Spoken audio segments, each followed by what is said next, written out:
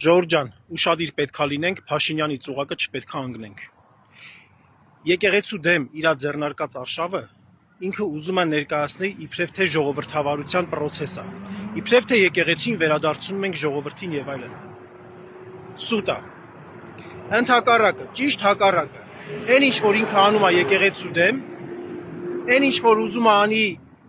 կաթողիկոսի ընտրության կարգ փոխելով, սա ընդհակառակը ժողովրդավարության սկզբունքների կոպտագույն ոտնահարում է։ Սա մեր կրոնական ազատությունների կոպտագույն խախտում ոտնահարում է։ Մեր ասածը ես նկատի ունեմ միլիոնավոր հայերի, ովքեր իրենց համարում են հայաստանյաց առաքելական Սուրբ եկեղեցու հետևորդ, որովհետև մենք միլիոնավոր հայերս, երբ որ մեզ համարում ենք հայաստանյաց առաքելական Սուրբ եկեղեցու հետևորդ, դրանով իսկ ընդունում ենք նվիրապետական այն ամբողջ կարգը, համակարգը, այն բոլոր գործընթացները, որը դարեր ի վեր եղել են մեր եկեղեցում, այդ թվում կաթողիկոսի ընտրության կարգը եւ մնացած բոլոր հարցերը։ Եթե ինքը ուզում է ինչ-որ մի բան փոխի, ինքը թող նոր կրոն հիմնադրի, թող նոր ուղղություն հիմնադրի, նոր դավանանք, նոր եկեղեցի, ինչ ուզում է թող անի, բայց հայաստանյաց առաքելական Սուրբ եկեղեցու հետ ինքը կապ պետքա չունենա այդ իր գործունեությամբ։ Դա իր իրավունքն է, թող Նիկոլի եկեղեցի հիմնադրի, դա իր իրավունքն է, բայց մեր կրոնական ազատությունը,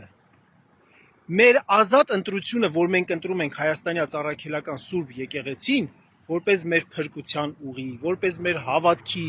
միջոց, ինքը իրավունք չունի դրա հետ կապված որևէ բան ձեռնարկի, որևէ բան փոխի։ Ինքը չի ժողովրդավարական ոչ մի քայլ չի անում, ինքը ընդհակառակը հանցագործություն է իրականացնում, տապալում է սահմանադրական կարգ, խախտում է մարդու հիմնարար իրավունք հանդիսացող կրոնական ազատությունը, որը որ 1948 թվականի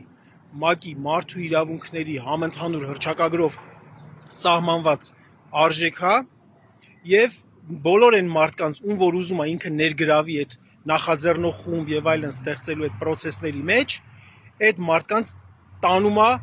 իրեն դարձնում է հանցակից։ Եվ այդ մարդիկ թող լավ իմանան, որ իրենց համար հոդված կա կոնկրետ Հայաստանի Հանրապետության քրեական օրենսգրքում։ Թող բացեն քրեական օրենսգիրք, թիվ 209 հոդված ու կարդան ու տեսնեն, թե ինչ պատիժ է իրենց սպասվելու, երբ որ Նիկոլ Փաշինյանը այլևս չլինի իշխանության մեջ։ Այդքանը։